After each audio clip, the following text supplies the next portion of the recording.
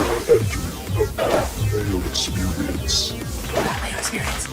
Mayo experience. Mayo experience. Experience. Welcome to the Pat Mayo Experience, presented by Underdog Fantasy. Use code Mayo at Underdog Fantasy right now. Get yourself a deposit bonus of up to $250. We'll have an entry for round one of the Memorial Tournament coming up a little bit later on. You can always hit that in the time codes if you want to jump to it right away. And that link will be available in the free newsletter that comes out on sometimes Monday night, sometimes Tuesday early mornings, and then again on Wednesday afternoon. So a full course preview coming on Tuesday, and then on Wednesday, all the finalization, ownerships, everything like that. After I talk with Tambo, break down the weather, and make some lineups, we'll have the final thoughts for the week along with the bets. Bringing in the crew to talk about the gold, silver, and bronze best bets of the week. I don't know if they're going to go into the Live Tour, the Scandinavian Mix. Sia, do you have a lot of hot takes on the Scandinavian Mix tournament this week? I don't. And, I'm remembering now that I could have had live picks, although I got to be honest, I don't really break down live. So, but that's interesting to know next time I come on. Maybe they'll have like a random live outright or top 20. Alex Blickle from FTN is the third member of the panel this week. The U.S. Open qualification, the longest day in golf, was yesterday. Adam Scott loses out in a playoff to fellow countryman Cam Davis to miss his first major since 2001, I think it is. But I think he's the first alternate, though, isn't he? I think so. They base it based on the strength of the fields all around the country, and that was a pretty strong field. So I think he's going to be the first alternate. I think there's a good chance he gets in, but man, what a day! They should. I thought the Golf Channel did a pretty good job of trying to cover it. I feel like we could, and it's funny because they had all these cameras on like holes 17 and 18 for some of these cues, and they were cutting around to it. I was like, it's funny that they don't do this at a normal tournament every single week when you could just put, we now know that you can put cameras on these holes. Why not do it for a regular tournament? And there's your cut sweat feed right there. It'd be phenomenal. I can't stand the fact that they don't. Have you played in a U.S. Open qualifier? I've played in 4 of these final qualifiers. They live up to the name. The longest day in golf, they're absolutely that. It is brutal. It is tiring, absolutely exhausting, both physically and mentally, but it's also just a ton of fun. What was the closest you came to qualifying? Do you? I want to say it was 3 or 4 strokes. The first time I ever did it, I played with Zach Blair at Springfield, which I believe is where Adam Scott was. Yeah, and Zach Blair, I believe, won that one. He did, and I was 7 over through 6 holes and played 2 under the rest of the way. And almost got there, but obviously didn't quite make it. But that was fun because I got to see Zach Blair up close. I got to play with Denny McCarthy a few times later at Woodmont in Maryland. So it's been a lot of fun. Just haven't actually gotten it done. So, see, watching it from the outside, because I was tracking it pretty closely amongst all of the qualification sites, and there was a few of them. There was one in California that I think that David Puig ended up qualifying in because he ended up coming in second. And there was another one in Oregon that legit had nobody I've ever heard of into these fields. If you were a live guy and you had all this extra money, wouldn't you just go to one of those ones and try to qualify instead of taking on PGA pros? 100%. And to be honest with you, and I know Alex can speak, and you and Alex can speak to this better than I can, but I'm not exactly sure what the parameters are for that, but 100%. Yeah, well, why don't they do that, Alex? So every field is rated by field strength, and then the field strength determines how many guys get through. So if you're going where all the PGA Tour players are, you might have 4 spots available, 5, 6. I think one of the sites even had 7 up in Canada. If you go to one of those fields that doesn't have them, 2 spots, 3 spots, something like that. So they do a good job of evening the playing field. And personally, I would almost my thought is I don't care about the field strength. I care about the course difficulty. I think that personally, I'm going to have a lot more success doing well on a very difficult course and shooting 2 under, 3 under than I am in an easier course having to go shoot 10 to 12. So for me, that's the parameter that I would look at. Yeah, I saw the one in Oregon, and it was only 2 spots ended up getting in, but yeah, I think it was 18 amateurs out of 25 or something like that. If I'm Joaquin Neiman, maybe I head up to the Pacific Northwest and go play a few rounds. Yeah.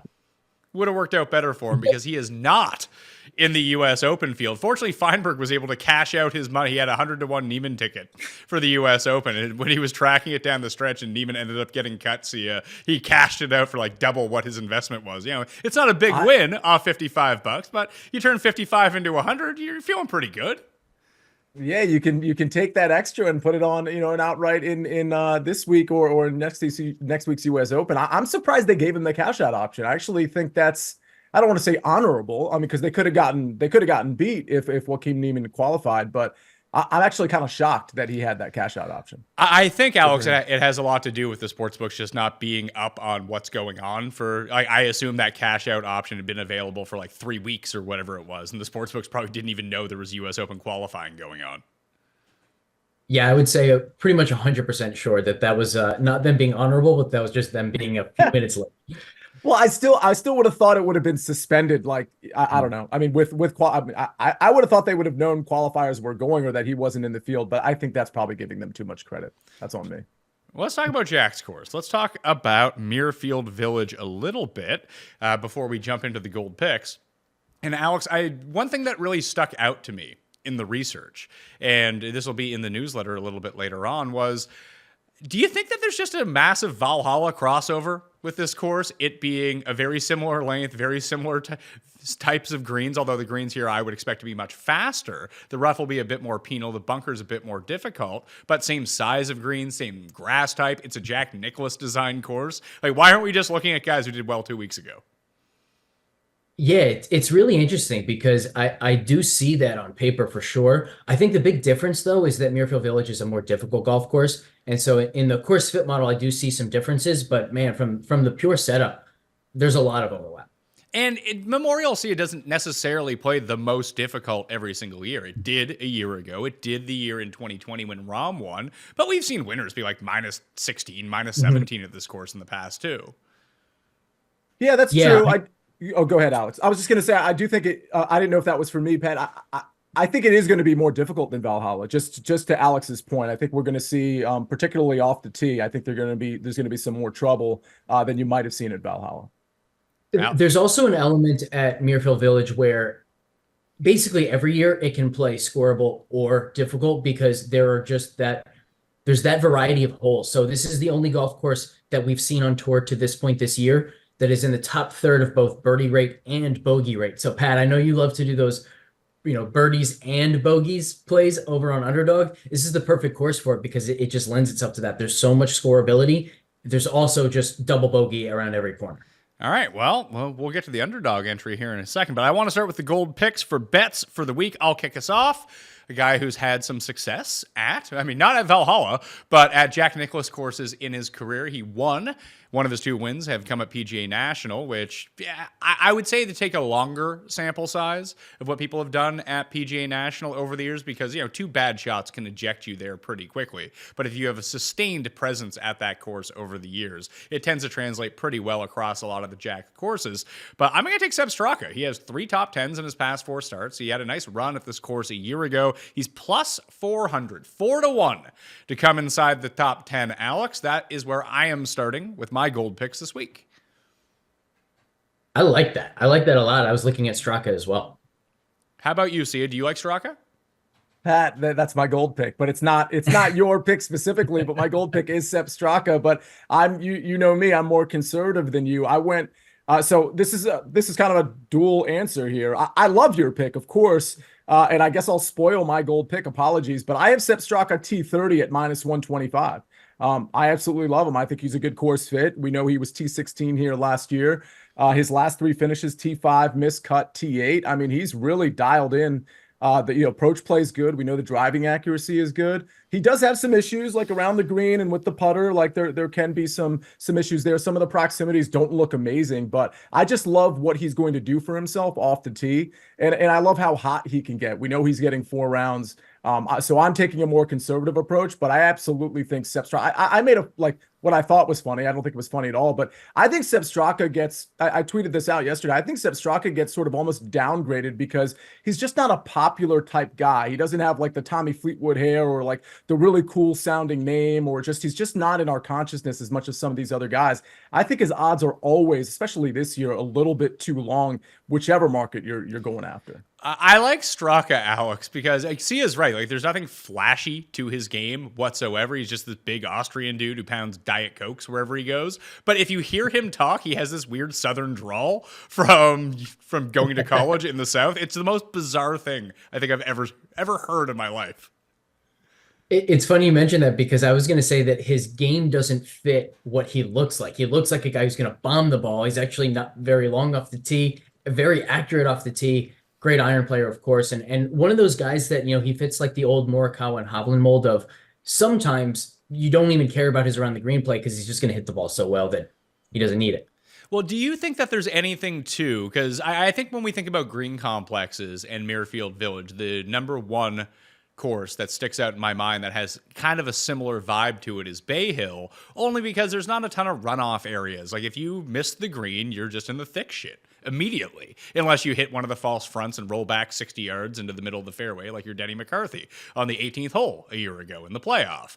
But I do think that can that could really enhance someone like Thigala, for example. I find chips better out of like the massive thick rough than he actually does off tight lies, which is really weird. He's very good at getting his ball underneath the club and getting it up. Whereas other guys like Victor Hovland can actually kind of chip out of this, where if you put them on a tight lie, they seem to be absolutely screwed. Yeah, there's also a lot of bunker play around here. Interestingly, in our course fit model, we have around the green play being 103% more predictive than usual here. So I think a big part of that, though, is not the skill around the green. It's that at Muirfield Village, you have to manage your misses well. You have to manage the course well. And there's a little bit of that like course management signal in around the green, in stroke gain around the green, just because there are a lot of places like at Muirfield Village, for example, where being below the hole is crucial. You can be below the hole from 60 feet away and have a fairly straightforward up and down. If you're above the hole from 20 feet, you got no chance of getting it within 10 feet of the hole. So I think that's one of the reasons why that's so predictive here. But that also means that, you can find some guys who really fit this course well. Yeah, and it's not necessarily the guys that you would think of. See, you mentioned off the tee being critical, and while I agree, just using the Fantasy National like past 5 years type of strokes gained, around the green actually trumps off the tee. And I think it's because off the tee is pretty easy here. Like, there is an advantage to bombing it out there. Obviously, there is at every single course if you're going to hit it straight, unless there's an actual forced layup in some spots. These fairways, Sia, are so big that, precise accuracy and never missing the fairway, like your Brennan Todd type players. And we've seen this, like Billy Horschel ended up with a win here. Like, that is his entire jam. Danny McCarthy did that a year ago, where he just hit every fairway until he got to the playoff and didn't, and that was the end of his week. Where I do think that off the tee, while it matters, it just matters that you're not bad at it this week. As long as you're like, okay, I think that's good enough. Yeah, I tend to agree. I think the way I'm looking at it might be a little rudimentary. We talk, Alex just addressed kind of course setup and course management. I feel like I'm looking for guys that are just not going to find trouble over the 4 rounds off the tee. So you're right. A lot of guys are going to, like, especially the longer guys who are relatively accurate, are going to be down there a little bit longer and probably find the fairway. But if you're going to be accurate, and I kind of know that, and you're going to be dialed in with the long irons, I feel like that's sort of what I'm going after more so. Obviously there's going to be exceptions, like Victor Hovland kind of has both, Ludwig has both, Scotty has both. So those guys are fine too. But when I'm looking down the board a little bit, I'm looking for guys that are going to prevent themselves from getting into the rough off the tee. Do you worry about Ludwig here at all, Alex? Not so much about his game. Obviously his game is kind of perfect for Muirfield Village. His game is perfect for everywhere, but he's still walking around with this knee brace. He was just off at Valhalla, I assume, because of this knee injury that forced him to pull out of Quail Hollow. He continues to talk about this as maintenance, and we finally seen him drop in the market. When I did the show on Monday with Jeff, his odds were 18-1. I believe he's down to 25-1, maybe even 30-1 in some places right now, because I assume that they're taking zero action at the very top of the market on a guy that we don't know whether or not he's healthy. Would he be someone that you would consider betting this week? Or do you think that, hey, maybe a better DraftKings play because no one really just wants to go to him? Yeah, I think it would be more of a DraftKings play if no one's on him because the ceiling is there. The only hangup that I have with him is that if he does have a hole in his game, it's around the green, and we find that so predictive here. So I don't really want to bet it, but if he does get to 5%, something like that on DraftKings, almost you have to play that. Especially in a limited field event with only 71 players. So potentially Ludwig on DraftKings. I'll run that by Tambo tomorrow when he's in studio. But gold pick for you for the week. I'm going to Alex Noren. I'm going top 20. He's plus 140, and we have him priced at minus 110. So just the two statistics that jump out to us in our course fit model as being the most predictive this week are our strokes gained driving accuracy metric, which, as you said, Sia, it's almost like not even so much how often are you going to hit the fairway, but it's when you miss the fairway. Are you missing in the right spot? Are you harmlessly in the rough with a good chance it's still hitting the green and 2? Or are you pulling it way left into a creek and now you're making 6 or 7 on the hole? So strokes gained driving accuracy and around the green play, Alex Noren is phenomenal at both. This is just such a great course fit. He's also a really low volatility player, so I don't really want those ceiling picks. I want something like a top 20, maybe even a top 40. So you kind of mentioned accuracy and around the green. The players right now over the past 50 rounds, so taking a longer sample, because I think when I look at something like around the green, past 12 rounds, if someone has a hot week chipping and they chip in twice, it's really going to skew their stats. So taking a longer term view on around the green, I think is a more prudent move here. So players that rank inside both, in this field at least, inside the top 15 in around the green play and driving accuracy.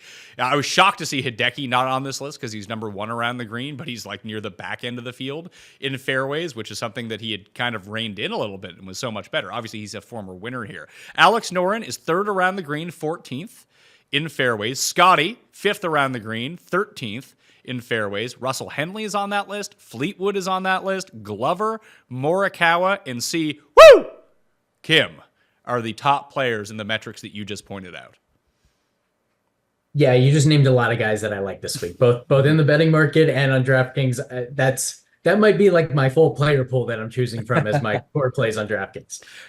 I'm sneakily wanting Henley to have a bad week, unless I end up getting there to betting him, although he seems to be...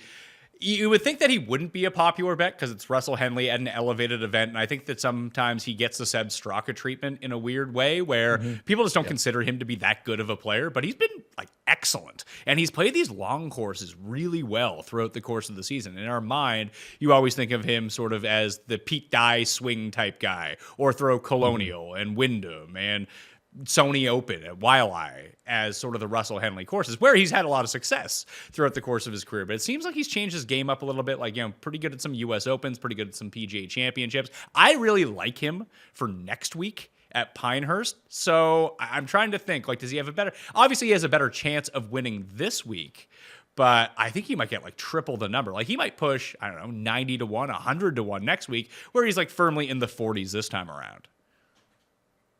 Yeah, I think you're right about that. And I also think Henley's just another great fit for this course. In fact, if you look at what he did last year, it was one of the funniest events that I've ever seen a guy play. He was comically bad off the tee. He was hitting some drives 180 yards into the rough. I imagine he got knocked down by trees or something because just following on shot trackers, what the hell is this guy doing off the tee?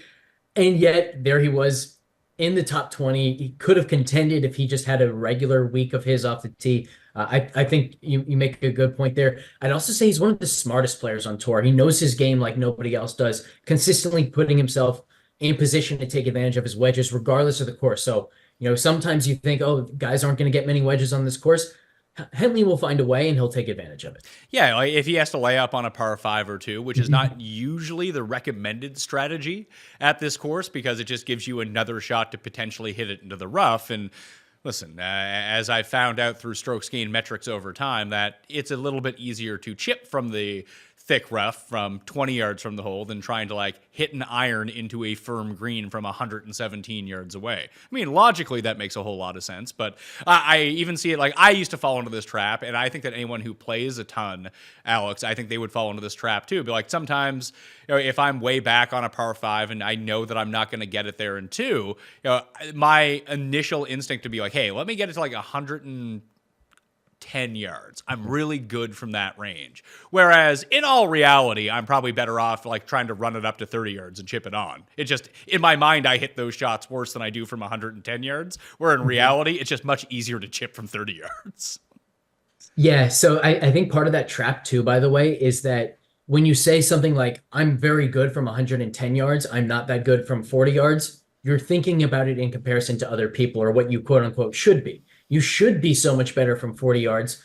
So even though you know that you're like better in comparison to your peers from 110, you probably still are better off from 40.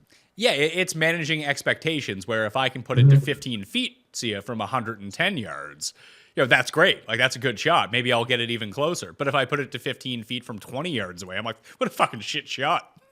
That's exactly right. That's exactly right. I certainly can't put it to 15 from 110, so I'll be taking the slower, more methodical approach. Let's jump into round one underdog. You seem like you're pretty excited to talk about this. The first thing that stuck out to me, and I like your idea of playing the higher bogeys, higher birdies on the same entry fee to juice up your odds a little bit, just as it's an anti-correlation play. I had a lot of success with that a week ago. Obviously, the 6-1 in the newsletter was a big winner last week. If Alex Noren can just find one more bogey on his card anywhere in round one, it is a gigantic week on Underdog. But alas, that didn't happen. I didn't play the insurance play. I wanted to go for the big banger. So what are you looking at immediately? Because I'm looking at someone like Siwoo Kim, who, I mean, just in overall strokes is even par is his higher or lower at 72 strokes. Well, what were the names that popped out to you immediately? Siwoo's one of the guys. So a couple stats to start us off. The field averages 3.9 birdies or better, and Muirfield Village 3.5 bogeys or worse. So just think of the guys, know those numbers, and then kind of go from there. Siwoo's available at 3.5 birdies or better, so I like the higher there. And then Tony Finau. Solid player, but he's like 95th in bogey avoidance and top 20 in birdie rate. So I like taking the more than on 3.5 bogeys for Finau. That's also a 1.1x multiplier. So that pairing right there, I think, is going to be the foundation for a lot of what I do. So 4 bogeys for Tony Finau in round one. I mean, that can come to fruition pretty quickly, Sia, because dude can't putt. Yeah, that's right. In fact, I'm kind of looking. Finau's one of those names so far this week that I really didn't look at much. And geez, the putting is not very good. I mean, interestingly, like the driving accuracy, not very good either. So, I mean, looking at his history here, there's not much of it in, or there's none of it in 2023, 2022. He's been okay here, but no, I listen, I haven't been on Tony Finau all year in any capacity, whether it's underdog or otherwise, and it really hasn't burned me yet. This doesn't seem like a get right course for Tony Finau, so I don't think he will. Well, it's funny too. There was one year, I can't remember which year it was, Alex, that Finau was like optimal chalk at this course. He was probably like $8,200. It must have been 2019 or 2018, something like that. And he was dead to rights, and he went birdie, birdie, birdie on his final 3 holes to end up making the cut. I think it was in 2018, and he ended up coming T13. So I can get on board with that. Do you think it's better off to play the bogeys or worse at the little bit of a multiplier of 3.5, or the birdies are better lower than 4 because his was juiced up a little bit for birdies? Or is it one of these things where he can kind of do both?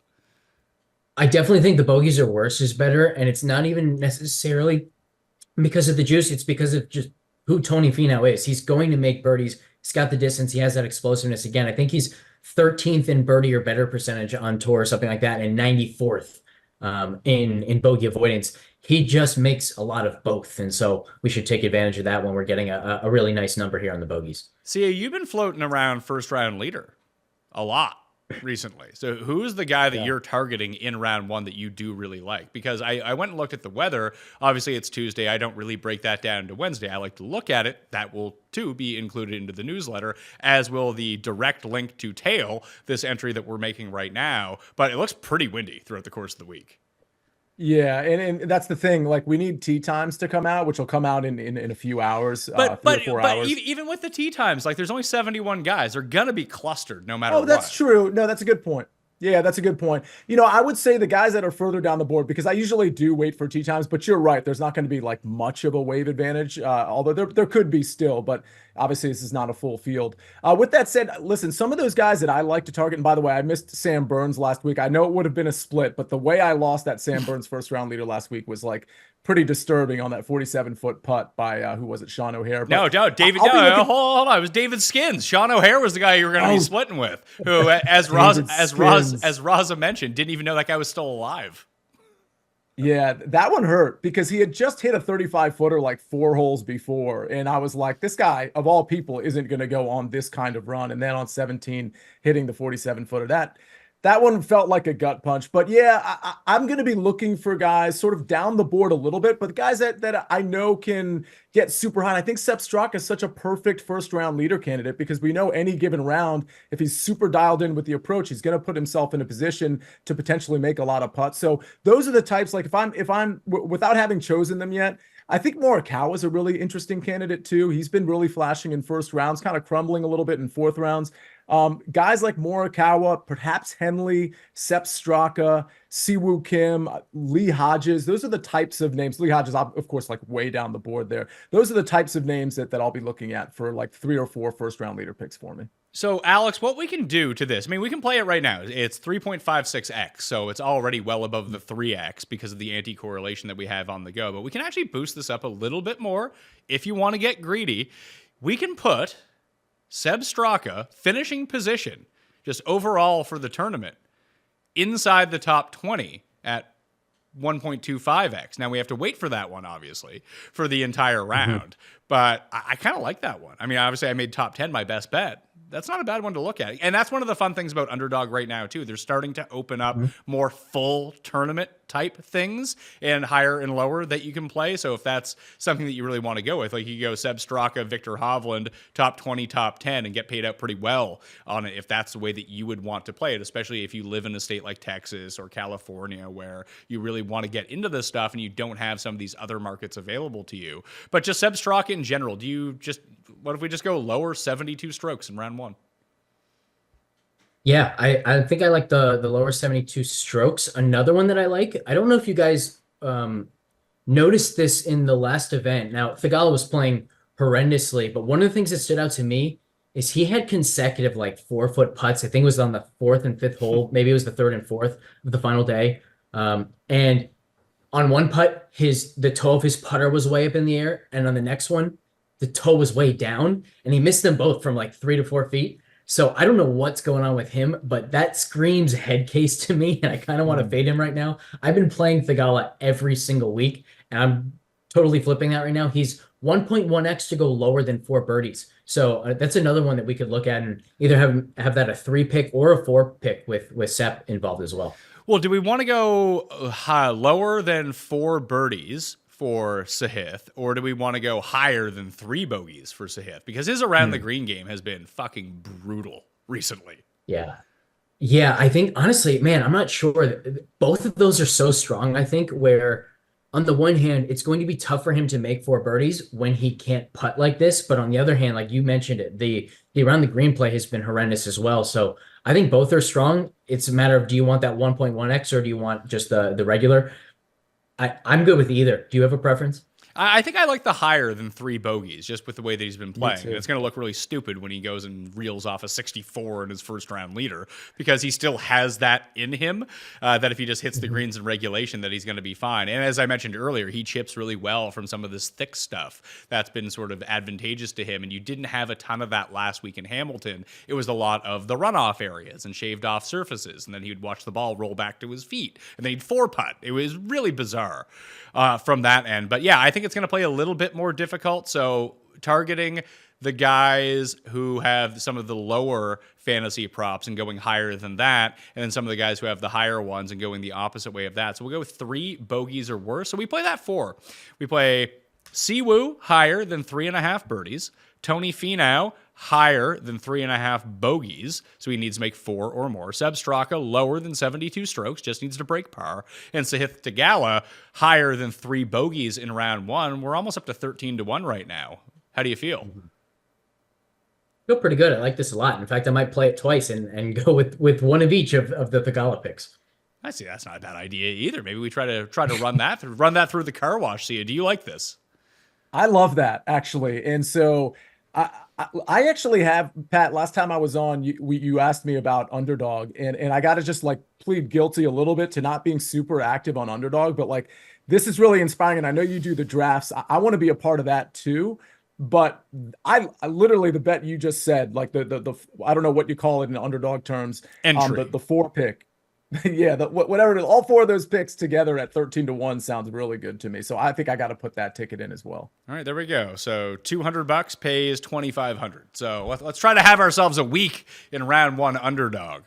Let's try to have ourselves a week with the silver selections as well. I'll kick us off here, then we'll go to you, Alex. I like Thomas Dietrich at this course. You talk about around the green, you talk about putting, long irons, fairly accurate off the tee. He's had some decent run in his 2 starts so far at Memorial, and I think that he's just kind of trending upwards, playing well. And I did bet him to win as well at 125-1 because I needed some bombs on the card. But I think the top 20 market for Thomas Dietrich here, Alex, is the route that I want to go with him. I like that, and I'm going to go to a guy that we already talked about. I'm going to Russell Henley here, but with him, I'm going to go to the top 10 market. And he is available at plus 330 still, and we have him priced nowhere close to that. Let me find that exact number. I want to say we've got him at plus 230, so lots of value there. Again, the big difference between he and Noren, by the way, because they have remarkably similar strokes gain profiles. I mean, every single aspect: strokes gain, driving distance, driving accuracy, approach play around the green, play putting, all within 1/10 of a stroke of one another. But Henley is the more volatile player. So instead of that top 20, top 40 market that I want to attack Noren with, I want to go to the top 10, top 5, maybe even an outright on Henley. So plus 330 for a top 10 Russell Henley. Yeah, I can most definitely get behind that. We've already went through why. Sia, silver pick for you. Yeah, I'm going with another, what feels like a great course fit. I'm guessing you and Alex will like this. It's a little chalky, but I'm going with Colin Morikawa top 10, and I need to verify that number, but I think it's minus 115. Again, I got to verify that number, but hey, listen, I can get you a plus 130 at Bet365 on a top 10. Yeah, I didn't do my homework. I think the top 10, even where I'm looking right now, it's plus 130. Excuse me. I completely misquoted. I'm even looking on some of like the other major books, Pat. It's plus 130. Sorry about that. But yeah, listen, Morikawa in the top 10 just makes a lot of sense to me. I think the issue with him, especially if you're looking back like 24 or 36 rounds, there have been some issues he's had on approach. But if you just look at the last few tournaments, this looks like the old Colin Morikawa, the Colin Morikawa who was flashed at the Memorial in a pretty huge way. So the ball striking matched with the short game, it's all looking really good. I think a top 10 is, listen, I think Colin can win this tournament. I think you could consider taking Colin. Like I might be, from an outright standpoint, doing that thing, which, you lose a little value, you take Scotty Scheffler out of it, and then you bet your outrights. I don't love Colin's number there because it's in that 10 to 11-1 range, but I do think Colin has a chance to win this tournament. And then if you take Scotty out of it, I really think he's got a good chance to finish second or third, whatever you think he's going to land there in the top 5. So I think a top 10, I don't want to call it a safe play, but the way he's playing with the short game and the ball striking, really like the plus money at a top 10. Yeah, he's another one that I could see that, Alex, if you wanted to go Morikawa this week, parlayed with Morikawa next week, that if you do believe in this resurgence in his irons, then he's a perfect fit for almost anywhere again, because all of a sudden he can chip and putt for some reason. Yeah, if there was a most improved award on the PGA Tour for a certain skill set, Morikawa's around the green play might win it. Is that an outlier? Is it random chance? Or do you think this is a real thing? I think it's a real thing because he's sustained it for so long now. And it's not like, he's gaining a lot one week and then losing the next and gaining a ton the next week. He's just consistently gaining strokes around the green. So I think it's a real thing. And again, I also think that around the green play has so much to do with course management and just managing your misses with your irons. And so perhaps one of the reasons why his strokes gained approach has gone down this year is because he's just doing a better job of saying, you know what, I maybe won't have those same spikes, but I'm not going to put myself in bad positions when I miss. Yeah, he's only lost around the greens once since Bay Hill, so a span of 8 tournaments, and he marginally lost at Wells Fargo and still came inside the top 16. That is the only time he has not had a top 10 finish in any of his past 5 starts. But even to look at Colonial and then the PGA Championship, all of a sudden, as I mentioned, after going through 7 straight tournaments, losing with his irons, despite being what we consider probably the best or top 5 iron player on the planet, gaining 3.2, gaining 4.1. Like this, it's funny because we don't want to give him the sort of credit, and he is a 2-time major winner at this point. He did win he won the Zozo in November. It's not like he hasn't won at any point. He's not Jordan Spieth with his 2 wins in 7 years. But with Morikawa, it feels like everyone always wants a reason, Sia, to push him out of the elite talk. But so far this year, he is a 3rd at the Masters and a 4th at the PGA Championship. Like, when we think about the types of players that win majors, this is the sort of in-season track record that they have. Yeah. That's absolutely right. And that's why I said, it sort of sucks betting outrights right now, because like, as good as Colin Morikawa is playing, it's like, yeah, but Scotty Scheffler's better. Like, we all agree and know that. And even Scotty Scheffler on a bad day or a bad Memorial where he's terrible with the putter, but like amazing everywhere else, he's still T3. So that's why it's really hard to conceive of Colin Morikawa over 4 rounds beating Scotty Scheffler. But it's possible. And he's certainly on, like you said, he's on the trajectory where he should, I shouldn't say should, but it's not going to surprise anybody if he's top 3 in this tournament, which again goes back to, do you want to bet Colin Morikawa at 10 or 11 to 1 without Scotty Scheffler? Or do you want to bet him 14 to 1 with Scotty Scheffler? I would choose the more conservative route with the 10 or 11 to 1, but I still think, regardless of that conversation, the way he's playing, this trajectory that you all are and we all are talking about, he's outfitted to win this tournament. And Morikawa is someone who's had a lot of success at Jack Nicklaus courses throughout the course of his career. He's won at this course. It was just during the workday when he beat Justin Thomas, when the course played a little bit more receptive, which with the rain that the Columbus area has had over the last month, the greens might be playing a bit more receptive. I know that this course is pretty tricked out in order to suck all the moisture out of it if they want to, but sometimes that just becomes a fool's errand. We saw it even with the round 1 at Augusta, where they have the sub-air system of a lifetime and still couldn't get the moisture out of that course, and Bryson just went to town on it. The more it firmed out, the harder it got for him, and the better Morikawa ended up going throughout the week. But if the irons are going to be back for him, maybe he can actually take some flight at this if the wind doesn't end up getting too bad. So I really like Morikawa here. Bronze picks. Alex, you can lead this one off. Oh boy. This was the toughest one for me, especially because I had a Morikawa one and I don't totally want to overlap that. I'm going to go to Schauffele. And I'm going to say plus 130 or actually, what is his number? We have him priced at plus 130 for a top 5, but his actual number is now plus 190. So plenty of value there, plus 190 for a top 5 on Schauffele. Sia, you mentioned the fact that like the outrights are so tough these days because of Scheffler. They're also tough because of Schauffele. We have Schauffele at 13% to win, Scheffler at 31%. That's 44%. So pretty incredible improvement by Schauffele as well. If it weren't for what Scotty was doing, like if Scotty was playing the way he played last year and was still having those putting issues, we might be talking about Schauffele as the best player in the world right now. He's just been that good. So I love his chances here at a top 5. How about you, Sia? Bronze picks for you. I'm going to go with Corey Connors, but I'm doing it in the top Canadian market. I'm getting a really nice number at plus 200. And so, again, top Canadian nationality prop, Corey Connors plus 200. I think Corey Connors could have a good tournament, but if we see his history at the Memorial, like it's a little up and down. And I think also his off the tee game has been a little bit more up and down than people want to admit, his accuracy just off the tee in general. But we know the ball strike and we know the pedigree is great. We know the short game can kind of be very much hit or miss, most of the time miss. But with all of that said, because that doesn't really seem like an endorsement, this plus 200 number that I'm getting on top Canadian, it's really more of a fade of everybody else, because I do think Corey Connors is more fit to top 20 this tournament, top 15 this tournament than Mackenzie Hughes, than Adam Hadwin, than Taylor Pendrith, than Adam Svensson, and then Nick Taylor. There's a few guys in there that I think people look at and their eyes get a little big. I think Taylor Pendrith, probably the main one. Svensson, classically a good ball striker. Mackenzie Hughes flashed last week. But I don't think any of them are the course fit that Corey Connors is. I certainly don't think Mac Hughes is a great course fit here. I think he'll find some trouble off the tee. Taylor Pendrith, I think the same thing. I think he'll find some trouble off the tee. And I don't think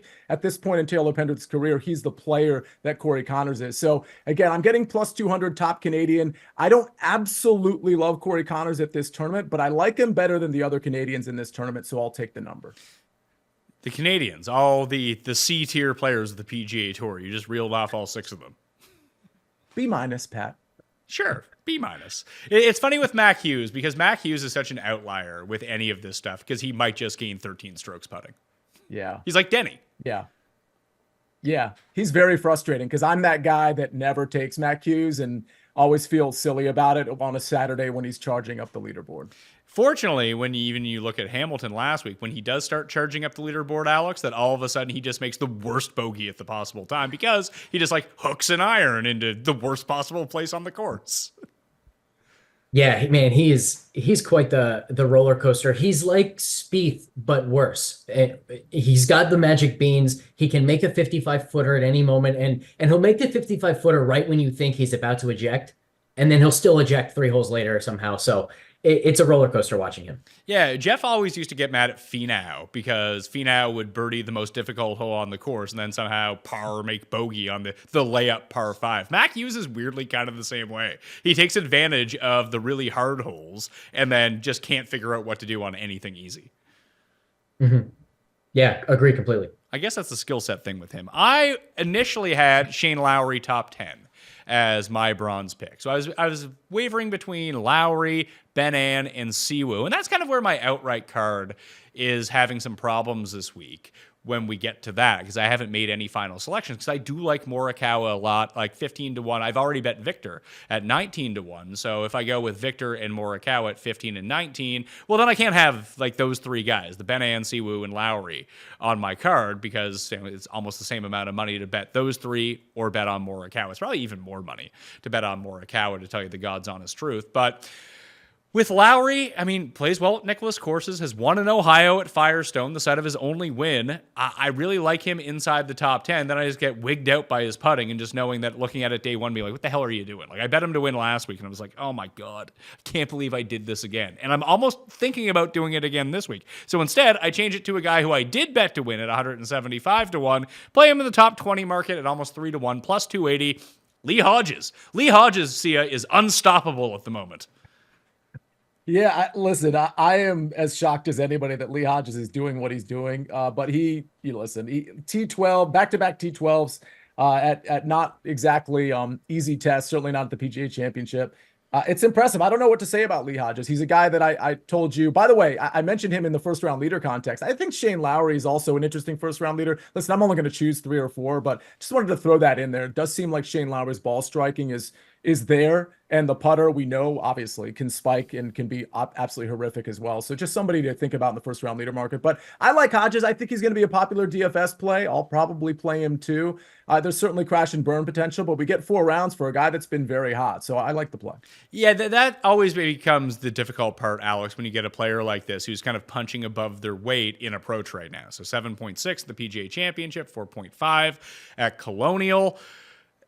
I don't expect him to have 7.6 strokes gained on approach, especially against this field. But if he can just have like 3, continue the hot putting, and maybe, and although he's not long off the tee, he does hit a substantial amount of fairways, that this might actually set up better for him than some of the other courses off the tee that we've seen. So if he can replace some of those approach numbers with driving numbers, he's probably not going to win, but a top 20 seems very doable for him. Yeah, I agree. Historically, he's also been a pretty good around the green player, and the around the green and approach play for him has kind of flipped this season. So if the irons continue and the around the green kind of flips back to what we've seen long term from him, then absolutely he could make a run here. Yeah, and Pat, just real quick, Pat, I don't know if you mentioned this, but I mentioned how he was T12 the last 2 tournaments, but also T12 for those that didn't know, T12 here last year as well. So that was when Lee Hodges wasn't playing. At least I'm not looking at his incoming form, but I can't imagine he was playing nearly as well as he is currently. So there's something to be said for that. He was not. He had better finishes at the PGA and Charles Schwab this year than he did last year, and he missed the cut at the Wells Fargo a year ago, where they didn't have a cut at the Wells Fargo this year. So he made it this time around. There is a cut in this field, though. Remember that, Sia. Not everyone is guaranteed their 4 rounds. Oh, that's true. I'm thinking signature event. Yeah, top 50 in ties, move on, and anybody within 10 strokes, right? So what do we think we're actually looking at, though, in terms of the amount? Let's call it. How many people are getting cut from this tournament? 15. Yeah. Sounds right. So Brant Snedeker, he'll be cut. Who else can we scroll down in the field here to see who ends up getting cut? Eric Cole probably ends up getting cut. Yes. Jake Knapp, because this isn't driver go boom course, probably ends up getting cut. Nick Dunlap for the same reason. Yeah, you guys say Dunlap is the king of like picking on wide open, really shitty field events and has not played well at all in any of these good ones. Goddard bogeyed 18 in his qualifier yesterday to end up missing a spot at the U.S. Open. I think he might come in and be shook about that. So there's five right there. What about Jackson Koivu? He's probably not going to make the cut. Yeah. Don't even know who that is. Well, I think because they had Poltergeist in the field last year, Alistair Pottinger or whatever he is, the huge South African dude. At Memorial, I think they always bring in one or two of like the high end amateurs or like best amateurs in the world. So I'm guessing that's who he is. Saku Koivu, put him in the tournament. Who is this guy? I'm waiting, Pat. I'm waiting for you to do the accent for one of the voice for one of the brothers, one of the Cootie brothers. But they're not in the field. They're not in the field. Oh, that's right. I'm sorry. I'm looking at the wrong list. Pearson Cootie is not in the field. All right, fair enough. Yeah, I mean, his dad would make sure that he greased his way into the weekend, pay off a local caddy or something like that. This used to be like the Bo Hogue type of tournament where he was just like a local guy at this. And I think I'd bet him top 20 every year. Wouldn't even be close. I think he did it one year. Was the one year that I didn't bet him. So let's recap what we have got in so far for the grid of picks that I have written down for me. Gold pick, Seb Straka, top 10, 4-1. Dietrich, top 20, plus 260. And plus 280 for Lee Hodges as a top 20. For Sia, Seb Straka, top 30, coward, minus 125. Morikawa, top 10, plus 130. Corey Connors, top Canadian, 2-1. Then Alex Noren for Alex, the Alex connection for the top pick, top 20 at plus 140. Russell Henley, top 10 at plus 330. And then Xander Schauffele, top 5 plus 190. And then we have our underdog entry that we played. Again, you can find the direct link to tail this 4-banger in the newsletter. And if I remember, I'll throw it to the description as well. Just use code Mayo at Underdog Fantasy. Get a deposit match of up to $250. Straka, lower than 72 strokes in round 1. Sahith, higher than 3 bogeys or worse in round 1. Higher than 3.5 birdies or better in round 1. Tony Finau, higher than 3.5 bogeys or worse.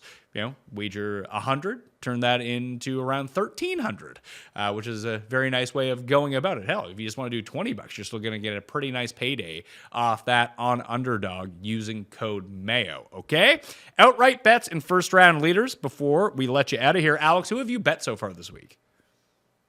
I only have one so far, Henley 50-1. Importantly, that is in each way, so I'm taking advantage of that fact. But we've got him at 2.7% to win, so I'm actually finding some value on this one. But man, we talked about it. It's tough to find value. 44% of the win equity we have going to Scotty and Schauffele. So there's not a whole lot to go around from there. One other guy I will mention, and maybe he's better as a first-round leader bet, but Keegan Bradley has dominated the field in 2 straight events off the tee. When you see that kind of driving from him, the putter can get hot. The iron play hasn't been up to his usual standard, but we know it can spike at any time. So I really like the way Keegan's playing right now. Yeah, of all the guys that you've mentioned so far, Alex, that I do kind of want to dump on Morikawa, but yeah, Keegan, Lowry, Henley. Ben Ann just keeps falling down the market. The guy has 2 bad events, and all of a sudden he sucks again. This was the spot where he almost had his breakthrough win. It wouldn't be stunning to me to see him actually just kind of show up again. The putter for Ben Ann is sneakily flipped a little bit. It's not devastatingly bad anymore. 100%. And so the weird thing is, historically, he's been a phenomenal fit for this golf course. We use our proprietary strokes gain driving accuracy instead of percentage of fairways hit because, he's one of the longest players on tour, so he's never going to pop in percentage of fairways hit, but he is pretty accurate off the tee. He's also been a world-class short game player for most of his career. Both of those skill sets, though, they're kind of slumping right now, if you will. He's not gaining on the field in either of them. The putter has kind of been this saving grace for him. So still super long. His iron play has been good. He's still a very solid fit for the course, and he's very volatile event to event. So I do still really like him. Very much hoping that he's contrarian on DraftKings, in which case I will play a ton of Ben on. Don't have super high hopes of that. He's been a pretty popular play most weeks. Sia, who have you bet in the outright market so far? So I did sprinkle, even though I've kind of been debating on the without and with Scotty Scheffler market, but I did sprinkle already on Corey Connors at 55-1 and Will Zalatoris at 75-1. And these were true sprinkles because I do think obviously that those odds are long for a reason. I think the win equity is kind of low, but I do think Zalatoris at 75-1 is a little ridiculous because, you know, he's had a few weeks off. We don't exactly, I can't really gauge his ups. I should say I can gauge his upside. I can't necessarily gauge his floor right now, but it's 75-1. I'm willing to take throw a few bucks on his upside. But the only other guy would be Colin Morikawa. So it's Colin Morikawa, it's Will Zalatoris, Corey Connors. But I'm very much intrigued by Colin in this tournament, and I think Will Zalatoris at anywhere 65-1, 60 to 65-1 or longer is just way too long. That was the initial thought that I had about Zalatoris as well. I saw he opened, I think it was on Fanatics at 110-1, something like that, which just seemed crazy to me. And then I went and looked at his U.S. Open odds because I've been doing all the graphics for the U.S. Open. He's 33-1 to win the U.S. Open next week. He's 75-1 to win this tournament. And yes, he does seem a bit out of sorts at the moment, but it seems like a pretty big number. So yeah, I think that so far in, I have Victor at 19, Straka at 75, Dietrich and Hodges as bombs with the each way. So I have plenty of room on the card to actually fill it up with some of these guys that I'm still kind of gauging what I want to do. I don't love that like 25 to 50 area with like Hideki and Thomas and Homa. Like I think I can make pretty good cases for all those guys, but I think I'd rather have the 4 of the 60 to 80 guys rather than one of those guys or 2 of those guys or Morikawa. So I think that's the way that I'm going to end up going with this. First round leaders, as we've been talking about this, going through. So Keegan was just brought up, Lowry, Ben Ann, and Seb Straka. Sia, do those sound like decent names to you? They do. Alex kind of had me convinced on Keegan Bradley. I think he's a pretty solid first round leader. Morikawa is another one to mention, but honestly, his odds will be maybe a little short for that, specifically for that first round leader market. But I think that's somebody to consider. And then you mentioned Sepp Straka. He'll definitely be one of my guys. I did want to mention Will Zalatoris as well, just because we're not exactly sure where he's at. Depending on the number there, I'm not looking at it in this moment. But I think he's at least intriguing for a first round leader. Anyone besides Keegan that popped out to you, Alex? For first round leader, I'm also looking a little bit at Tommy Fleetwood. I know that's going to make Jeff real happy. Jeff might immediately just make an outright bet once he hears me say that on Tommy. But man, we've got him at 3% to win, which I personally just cannot trust. I don't think he's 3% to win in a field like this. I just don't see him getting it done on a Sunday. But if we're only asking him to do it on Thursday, I absolutely think he can do it. Another just phenomenal course fit. He's accurate off the tee. His short game is there. We know how streaky he can be both with the irons and the putter. So we see a lot of just like completely nuclear rounds from him. Hopefully it happens in round 1. That will do it on the Pat Mayo Experience. You can check out Alex over at FTN. And Sia, where's the main place to push people towards for you now? I would probably say Sportsline because I host the Early Edge every single morning at 10 o'clock. It's a sports betting show every Monday through Friday at 10 o'clock. All right. And you can check you out on TV in the DC area. That's right. Monumental Sports Network. It's a regional show, DC, Maryland, Virginia. If you're in that area, go to Monumental Sports Network. You can catch me and Meg McDonald every Monday through Friday at 5:30. We do that show live. Pat, you got to come on soon. I mean, I've been on a couple times. So yes, I didn't realize it was live when I was on. I thought it was live to tape. It wasn't when it was on. It was taped. We taped it an hour earlier, but now we're live and we're in a brand new studio. It is actually pretty impressive. You got to come on just to check it out. Well, now I can start swearing on the show now that I know that it's live. Oh boy, here we go. Yeah, you can't beat me when it's live, Sia. Fuck yeah.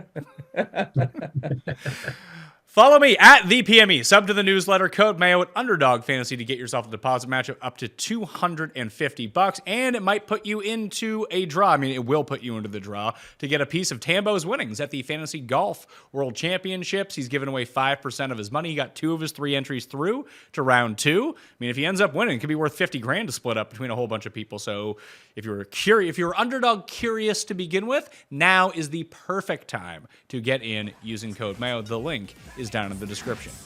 I'll see you next time. Mayo Experience! Experience!